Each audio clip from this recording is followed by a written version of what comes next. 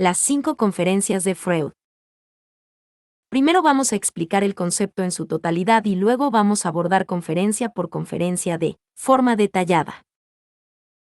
Para iniciar vamos a hablar del paciente hipocondríaco o histérico. Es aquel paciente que tiene síntomas que no presentan causa biológica, tampoco tiene fundamento lógico, es decir, son patologías en donde las disciplinas como la medicina no tienen respuestas para estos cuadros clínicos.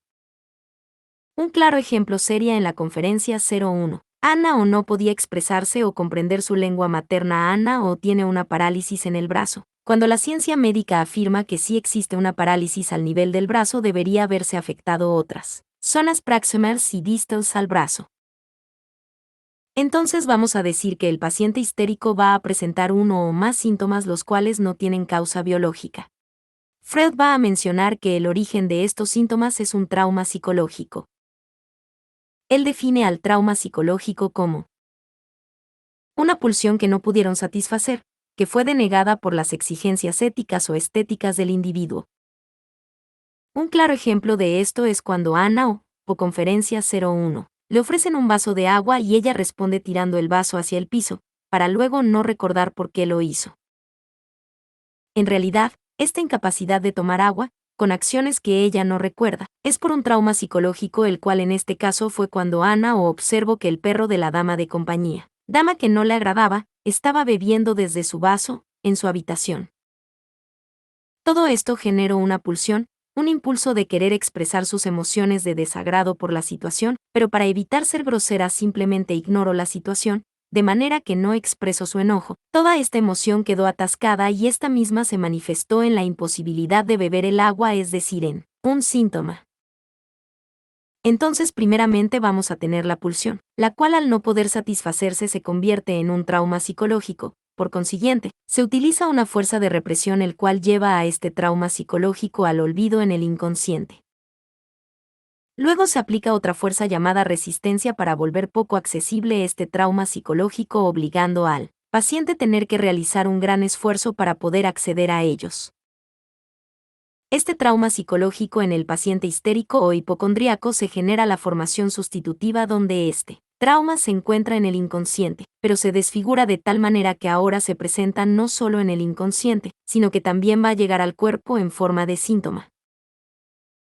Entonces, si se logra acceder a este trauma psicológico, el cual se encuentra en el inconsciente, se va a generar una sublimación, la cual es la satisfacción de esta pulsión que se había convertido en un trauma psicológico, donde este trauma psicológico se hace consciente y esta pulsión se satisface.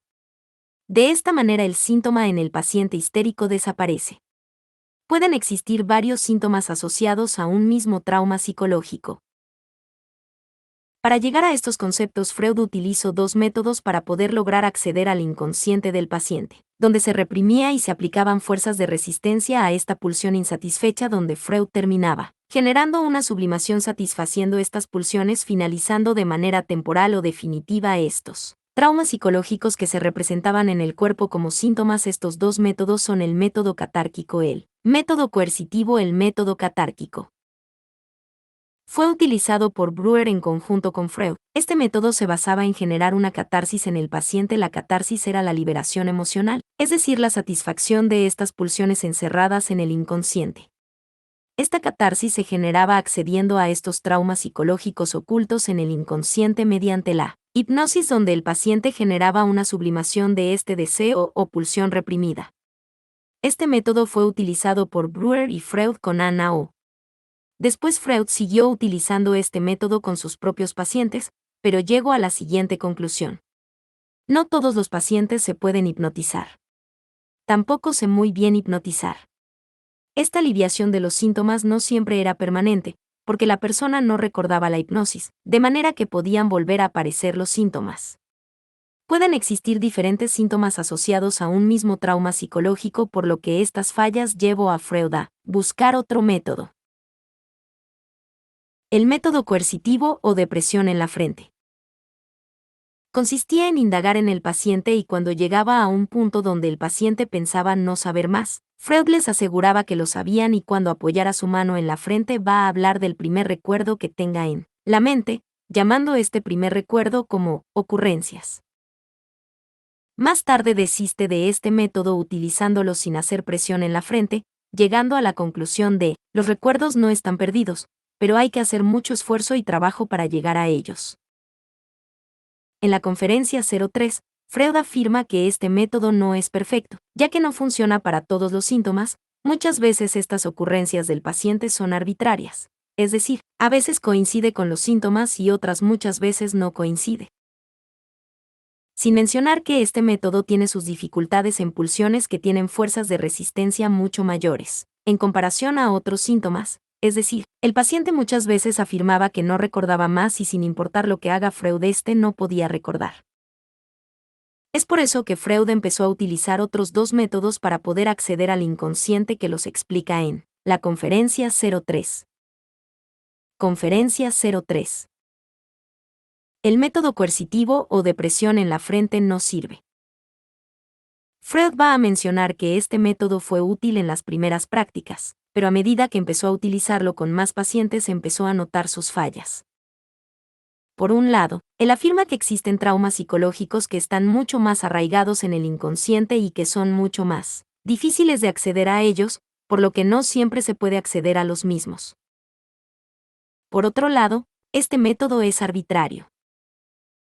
Es decir, el paciente empezaba a mencionar el primer recuerdo que se le venía a la mente llamando este recuerdo ocurrencia, pero muchas de estas ocurrencias no tenían ninguna importancia o nexo de unión al síntoma, por lo que no presentaban valor. Entonces, frente a este panorama de ahí, recuerdos, que son poco accesibles y aquellos que puedo acceder muchas veces no los recuerda y me trae recuerdos que no tienen importancia terapéutica. Empezó a buscar métodos para poder acceder al inconsciente de forma más eficaz y sencilla. Y así fue como descubrió dos métodos para acceder al inconsciente: la interpretación de los sueños y la apreciación de sus acciones fallidas y casuales. La interpretación de los sueños de Freud. Freud va a explicar que los sueños es la vía regia para el conocimiento del inconsciente, es decir, es la vía principal para acceder a este inconsciente. Él va a llamar todo lo originario de estos sueños como oníricos. Entonces vamos a tener una vida onírica, problemas oníricos y vamos a tener producciones oníricas nocturnas que presentan semejanza externa e interna con las creaciones de la enfermedad mental. Si bien las producciones oníricas son algo normal porque todos soñamos, las personas con estados anímicos patológicos van a tener formaciones anormales en comparación al paciente sano. Debido a que los niños de corta edad sueñan con el cumplimiento de deseos que no pudo satisfacer el día anterior, los sueños de los adultos van a tener mociones similares, de deseos que no pudieron cumplir. Pero muchas veces estos sueños tienen un contenido incomprensible. Esto sucede porque sufren una desfiguración. Con esta base, Freud destaca dos elementos de los sueños. El contenido manifiesto del sueño, que es aquello que recuerda a la persona cuando se despierta. Las ideas latentes, que son las ideas que residen en el inconsciente y se encuentran reprimidas por la fuerza de resistencia. Pero cuando la persona duerme, éstas se pueden filtrar del inconsciente al consciente. Pero estas ideas latentes van a sufrir una desfiguración ocasionada por las fuerzas defensoras del yo que impiden el acceso de esas ideas latentes al consciente. De esta manera, el contenido inconsciente va a llegar a ser consciente en los sueños, pero de manera desfigurada. Entonces el psicoanalista tendrá que correlacionar el contenido manifiesto del sueño, las posibles ideas latentes del sueño.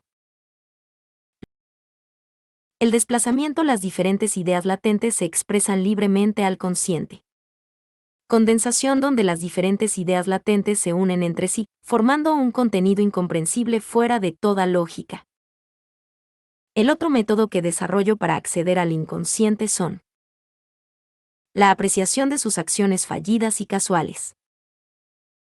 El olvido de cosas que podrían saber o que en efecto saben, los errores cometidos al hablar, en la escritura, en la lectura están acompañadas con acciones y gestos que se ejecutan sin que la persona sepa, sin un peso anímico. Por ejemplo, tararear melodías de la nada, jugar o juguetear con objetos. Todas estas pequeñas cosas son llamadas operaciones fallidas, así como acciones sintomáticas y casuales. Estas acciones expresan impulsos y propósitos que deben ser relegados y escondidos en el inconsciente. provienen de las mociones de deseo y de lo reprimido, deben ser considerados como síntomas y tomar nota de ellas. Conferencia 04. Freud explica que el trabajo de análisis requerido para el esclarecimiento y curación definitiva del síntoma en el paciente histérico o neurótico nunca se detiene en el recuerdo de las vivencias de la época que se contrajo la enfermedad, sino que debe profundizar en la infancia y pubertad del sujeto, donde explica por qué la persona es susceptible a desarrollar estos traumas psicológicos. El analista debe hacer visibles estas huellas anímicas olvidadas, para poder olvidar estos síntomas. Entonces Freud empieza a calificar estas pulsiones o mociones como sexuales. Y empieza a definir que el desarrollo del niño se puede dividir en diferentes etapas de sexualidad. Es decir, Freud empieza a desarrollar su teoría del desarrollo psicosexual. Esta teoría afirma que a medida que crecemos pasamos por 5 etapas críticas y el ser humano debe pasar satisfactoriamente por cada etapa para volverse un individuo sano. De lo contrario, se genera una fijación en el cual el individuo se obsesiona con una etapa en específico. El impulso sexual, también llamado libido, aquello que genera sensaciones de placer, se concentra en una zona erógena diferente en cada fase y la fuente del placer va a provenir de los objetos. Por ejemplo, de 0,5 años tenemos la etapa oral, donde la zona erógena es la boca y todas las pulsiones sexuales van a ser aquellas que generen placer con la boca, donde acá el principal objeto va a ser los alimentos y así consecutivamente en cada etapa. Las mociones / pulsiones homosexuales. Las mociones homosexuales o pulsiones homosexuales ocurren hasta el inicio de la pubertad y Freud las llama porque el niño no diferencia los sexos todavía. El complejo de Edipo es la tendencia que adoptan los hijos de uno de los padres, por incitación de los padres por el trato de ternura que tienen entre ellos, donde los hijos van a desarrollar esta pulsión sexual sobre uno de sus progenitores, aunque la meta puede ser que no sea sexual. Es decir, van a tener un mayor cariño sobre un padre sobre el otro. Por regla general, el padre va a preferir a la hija y la hija va a intentar reemplazar a la madre. Por regla general, la madre va a preferir al hijo y el hijo va a intentar reemplazar al padre. El complejo de Edipo se desencadena en la infancia y es una de las cosas que debe superar el niño para crecer como un adulto saludable. La gran mayoría de las personas en nuestra infancia idolatramos a uno de nuestros padres. Conferencia 05. En la conferencia 05 esta teoría del desarrollo psicosexual la va a complementar con la teoría del paciente histérico, con el concepto de satisfacción sustitutiva. La satisfacción sustitutiva es cuando frente a una pulsión que no se puede satisfacer el paciente realiza una satisfacción sustitutiva porque la realidad no le ofrece algo mejor.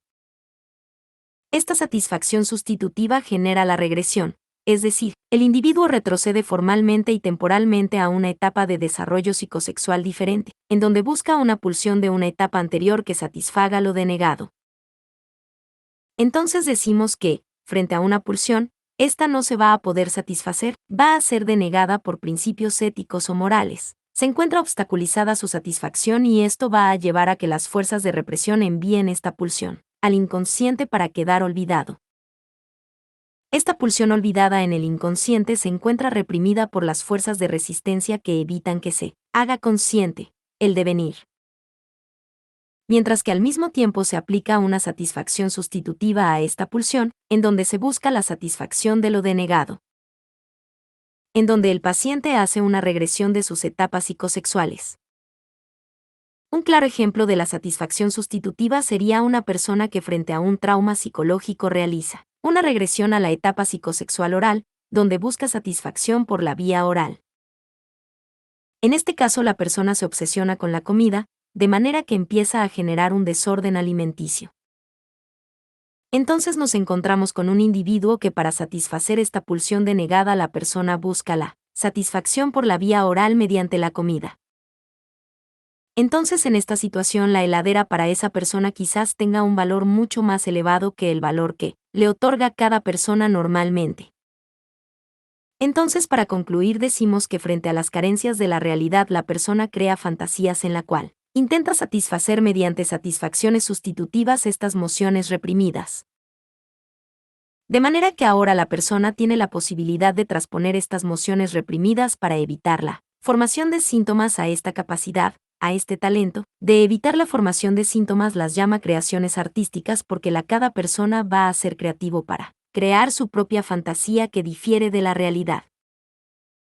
De manera que estas personas están todo el tiempo luchando con la realidad mediante el camino de la regresión y puede producirse muchas veces que esta regresión no sea suficiente y la persona termine enfermando, es decir, la persona termina generando el síntoma por el trauma psicológico. Ahora Freud va a explicar diferentes conceptos a partir de la experiencia con sus pacientes. La transferencia.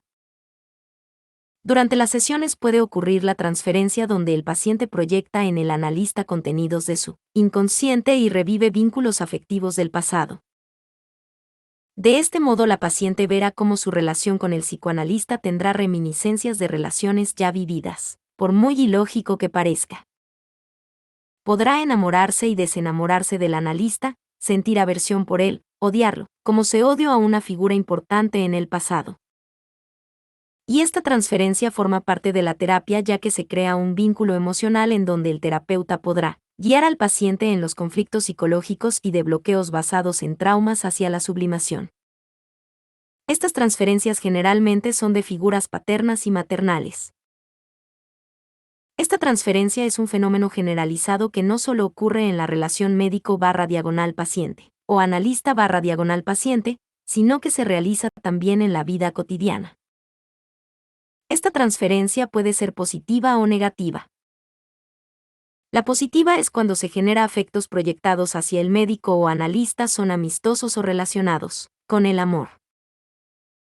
Este tipo de transferencia es deseable, pero si se vuelve muy intenso puede resultar muy perjudicial, ya que desemboca en el enamoramiento del paciente, obsesión, se genera una erotización extrema.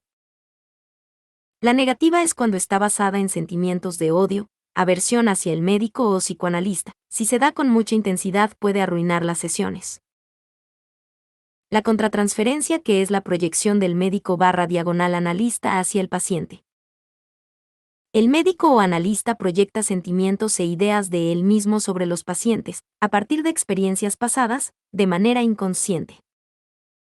Por ejemplo, el médico/analista puede verse identificado con la historia del paciente. Esto le va a generar un conflicto, y el mismo terapeuta va a terminar proyectando sobre el paciente. Esto va a generar que la terapia no funcione.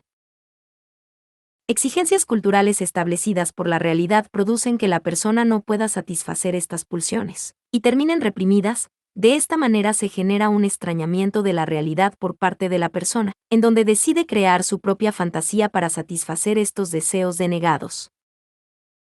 Es decir, acá Freud en estos últimos párrafos expresar que muchas veces, estas mociones/pulsiones sexuales el individuo no las puede satisfacer porque la misma comunidad se las prohíbe, de manera que se genera una represión de las mismas.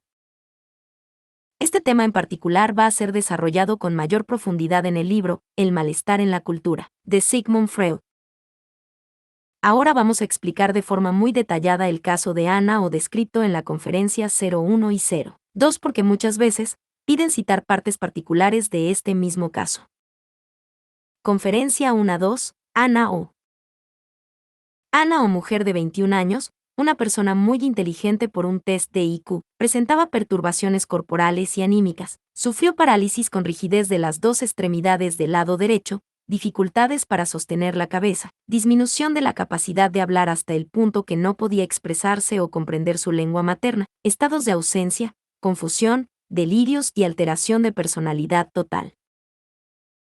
Todos estos síntomas carecían de lógica médica, ya que por ejemplo uno de sus principales síntomas era la parálisis en los brazos en su lugar derecho o izquierdo, pero solamente en los brazos. Según la anatomía y la fisiológica médica, esto no es posible, porque tendría que tener parálisis también en sus antebrazos, en sus manos, en sus dedos y tendría que estar acompañado con una parálisis de hombro, pero Ana o solamente tenía en el brazo, siendo algo ilógico para esta disciplina. Al inicio en Ana o cuando presentaba estados de ausencia de alteración psíquica, por ejemplo confusión, solía murmurar algunas palabras que provenían de sus pensamientos. Cuando Breuer le consultaba sobre estas palabras murmuradas, Ana o no recordaba dichas palabras. Entonces, mediante la utilización del método catártico, se logró repetir las palabras que murmuraba. Eran pocas palabras, pero hacían referencia a Ana O Y, a su padre enfermo. El vaso de agua de Ana O. Ella tenía la imposibilidad de beber agua. Tan pronto sus labios tocaban el agua, ella arrojaba el vaso y ella no recordaba por qué lo hizo en esos segundos. Entonces se realizó el método catártico y Ana O hizo referencia que antiguamente tenía una dama de compañía inglesa a quien no amaba, y en un momento ella trajo a su perro a su habitación, en donde logró ver cómo el perro tomaba de un vaso de agua, por lo que Ana O se enojó demasiado, pero por ser cortés no expresó su enojo y toda esta emoción quedó atascada y esta misma se manifestó con esta imposibilidad de beber el agua. Una vez finalizada la hipnosis, Ana O podía volver a tomar agua de un vaso. La perturbación o el síntoma había desaparecido. La parálisis del brazo de Ana O. Ana O en un momento estaba cuidando a su padre enfermo y ella tenía un brazo derecho sobre el respaldo de la silla cuando se empezó a dormir. Se despertó y logró visualizar como una serpiente negra que se acercaba a su padre enfermo, pero ella no podía mover el brazo derecho, porque al dejarlo sobre el respaldo de la silla, estaba dormido, es decir, tenía parestesia. Entonces ella realizó movimientos con el brazo dormido intentando ahuyentar la serpiente. Una vez finalizada esta hipnosis, Ana O ya no presentaba más parálisis en los brazos. Contacto: si tienes alguna duda con un tema en específico, podés enviarme un mensaje. Telegram Medicina Matanza, WhatsApp 11 23 42 53 40. Proyecto del canal: si quieres apoyar el proyecto del canal, unirte al servidor de Discord. El servidor de Discord busca unificar toda la carrera con varios chats para cada materia de diferentes años, de manera que entre los 200 a 400 estudiantes de cada materia puedan comunicarse de manera masiva para que puedan preguntar dudas y responderse entre estudiantes avanzados o del mismo año. Sin mencionar la posibilidad de prender el micrófono para poder hacer grupos de estudios más dinámicos. El servidor de Discord también busca enlistar a los grupos de WhatsApp de las diferentes materias y comisiones para que sean de fácil acceso y no estén buscando por todos lados. También busca que los estudiantes puedan recomendar contactos para comprar libros y ambos, sin estafas.